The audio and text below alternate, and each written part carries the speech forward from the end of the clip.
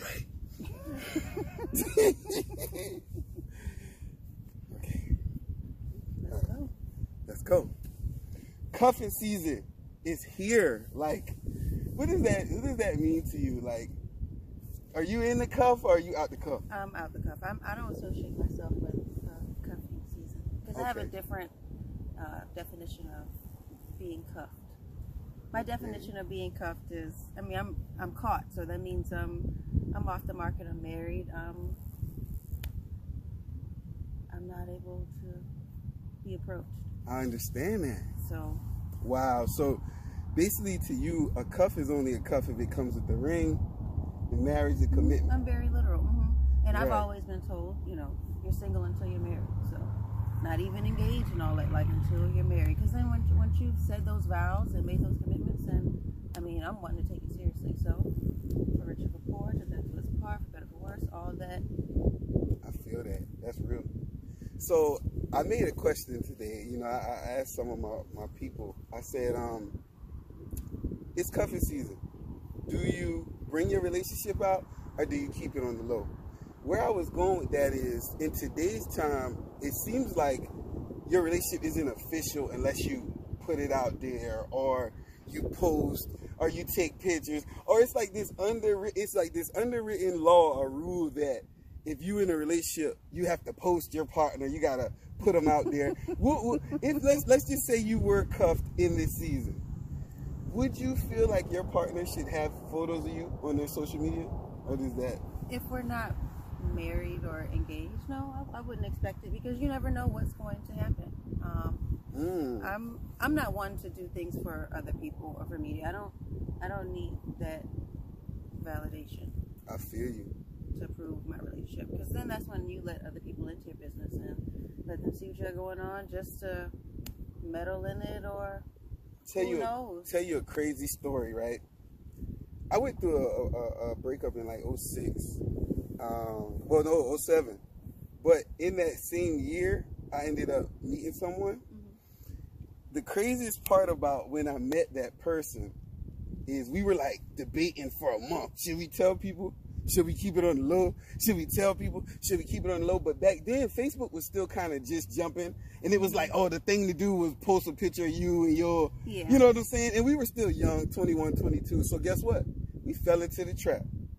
And we posted and we were like, oh, we're in a relationship now. Don't you know that immediately the evil started working? People hit her up. Listen, her homegirls hit her up, Josh. And they was like, you sure you want to talk to him? Like, and that's the type of stuff that homegirls do, especially when they don't have nobody. And on top of that, it wasn't just, are you sure you want to talk to him? One of her friends hit her up and said, yo, I had a bad dream about you getting with him. It ain't going to end well. It ain't going to do this and that. 13 years later. She had the bad dream after the post? She all of a sudden, you had the bad dream after the post. Oh. Josh, the craziest thing is, and then on my side, you know what's crazy? Somebody jumped out there and they was like, oh, he ain't really going to be with that person. They just talking real quick, and then he gonna get right back. The same person that had left me and that had, you know, called the relationship off. So it's kind of crazy that once you open up that thing, you know. So I mean, but on the other side of it, some partners like to be celebrated, and there's nothing wrong with that. To each his own. It's nothing wrong with that. But just know, I agree. With every decision there comes consequences, whether they're good or bad. True but just indeed. Know what you allow into that. That's why I don't post things. I mean, I notice you pretty secretive. Like every now and again, you might drop a little whoop-de-whoop, but you kind of stay out the scene. You know what I'm saying? I think that's real though. I think that's beneficial. So to go along with the cuffing season situation here, do you think there is a right way to cuff? When you like a woman, like, you know, if you were approached by a fella that was interested in you, what do you think he would need to come with to let you know it's official? What type of things like would you like for him to do? If it wasn't involving social media, because some people think social media is the only way to claim your partner, you know, in certain ways. Like, what type of things would make you feel cuffed? If you weren't married yet, you know what I'm saying? But or to feel like he's trying to cuff me. Trying to cuff me. That's what I'm going for. There you go. Just coming at me real, like with complete honesty. I mean, because every situation is conditional, and you don't know what someone's been through or what they'll tolerate or what they're willing to put up with. I mean, it might be different for the other person. So, I mean, if you come to me and just, even if the situation is not looking so good or if it's not the best, but you have the best intentions and you mean well and you know what you can do and you can back that up, then through time too we'll be able to see that, and you said something. Then you'll prove to me, you can back that up.